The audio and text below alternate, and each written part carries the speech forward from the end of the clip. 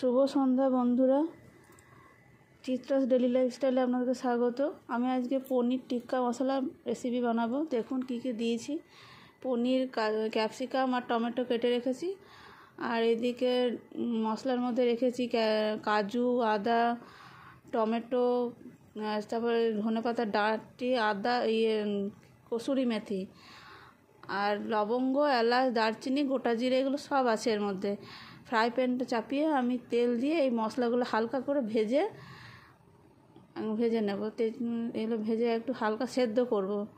দেখুন শুকনো লঙ্কা দিয়েছি, শুকনো লঙ্কার বীজগুলো সব ফেলে দিয়েছি। বীজগুলো দিলে ঝাল হবে, আর যেহেতু শুকনো লঙ্কাটার কালারও হবে এবং টেস্টও আলাদা। এবং জল দিয়ে আমি হালকা এটা সেদ্ধ করব। তার মধ্যে এবার আমি কাশ্মীরি লঙ্কা গুঁড়ো, একটু জিরে গুঁড়ো, একটু ধনে গুঁড়ো, একটু হলুদ গুঁড়ো সবই এর মধ্যে দিলাম। এটা মিশিয়ে নিয়ে এটা ঢাকা চাপা দিয়ে দেবো, আমি একটু সেদ্ধ হবে। এরপরে একটা বাটিতে আমি দই নিলাম। দইটা আমি জলটা ঝরিয়ে রেখেছি, জলটা সমেত দেবেন না। এর মধ্যে এবারে গুঁড়ো মশলাগুলো সব দিলাম। জিরে গুঁড়ো, ধনে গুঁড়ো, কাশ্মীরি লঙ্কা গুঁড়ো, আমচুর পাউডার, বিট লবণ, এগুলো সব দেবেন। সব হলুদ গুঁড়ো দিয়ে মিশিয়ে দেব। দিয়ে মিশিয়ে আনার পরে এদিকে মশলাটা আমার দিকে যেটা সেদ্ধ করে রেডি হয়ে গেছে, ওটা বাটিতে ঢেলে রাখলাম।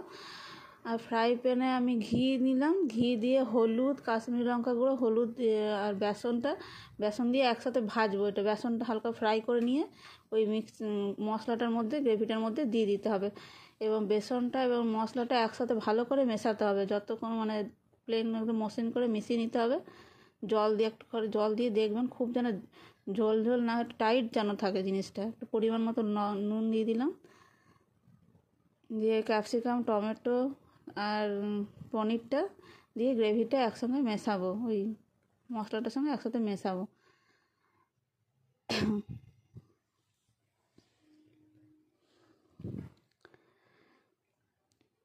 আমি এটা চারকোল নিয়েছি, কয়লা, যা দেবেন একটু হালকা গরম করে নিয়ে ওর মধ্যে প্লেটে বসিয়ে এটা হালকা ঘি দিয়ে ওটা ঢাকা দিয়ে রাখতে হবে।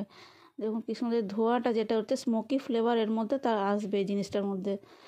এবার একটু সর্ষের তেল দিয়ে একটু জোয়ান আর কসুরি মেথি দেবো আমি, দিয়ে একটু ভেজে নেব। এটা ভেজে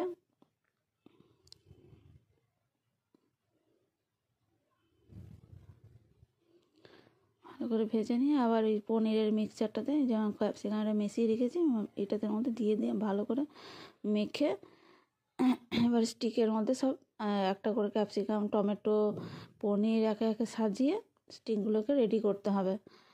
পনির টিক্কা মশলা তো পনির টিক্কা এটা তৈরি হচ্ছে। যারা এটা টিক্কাটা শুধু টিক্কা খেতে চান, তারা এটা হালকা করে সেকার পর, দেখুন আমি কীভাবে সেঁকছি সেটা দেখে নিন। ওই সেকাটা আপনারা শুধুই স্ন্যাক্স হিসেবেও খেতে পারেন। আর আমি এটা মশলাই বানাবো রাতে। এটা মশলা হলে রুটির সাথে বা পরোটার সাথে, লুচির সাথে খাওয়া যেতে পারে। এবং সেঁকছি, দেখুন হালকা তেল দিলাম ফ্রাই প্যানে, দিয়ে সেঁকছি। এটা একটা স্টিকগুলো উল্টে পাল্টে ভালো করে সেঁকে নিতে হবে।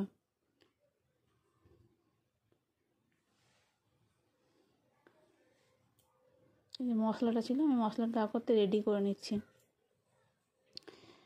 ফ্রাই প্যানে আমি চাপিয়ে বাটার দিয়ে দিলাম। একটু বাটার দিয়ে এটা করছি, টেস্টটা ভালো আসবে বলে। বাটার, গোটা জিরে আর তেজপাতা দিলাম। গরম সেঁকা হয়ে যায়, সেঁকে নিয়ে আমি যে মশলাটা তৈরি করে রেখেছিলাম সেই মশলাটা দিয়ে দিলাম। মশলাটা একটু কষে নেব ভালো করে। আর যে পনির টিক্কার যে গ্রেভি মশলাটা তৈরি করেছিলাম, বেঁচেছিলো, সেই মশলাটাও আমি মধ্যে দিয়ে দিলাম। আর নুন আর চিনি দিয়ে দিলাম, কাশ্মীরি লঙ্কা গুঁড়ো, হালকা কসুরি মেথি। এই পনির টিক্কা মশলায় কসুরি মেথিটা আর কাশ্মীরি লঙ্কা গুঁড়োটা একটু বেশি পরিমাণে লাগবে, এটাতে টেস্টটা বেশি আসবে ভালো। আমি দেখুন এবার পনির টিক্কা যেহেতু মশলা বানাবো, তাই স্টিকগুলো থেকে সব ছাড়িয়ে নিচ্ছি। আমি এবার গ্রেভির মধ্যে সব মিক্স করে নেব।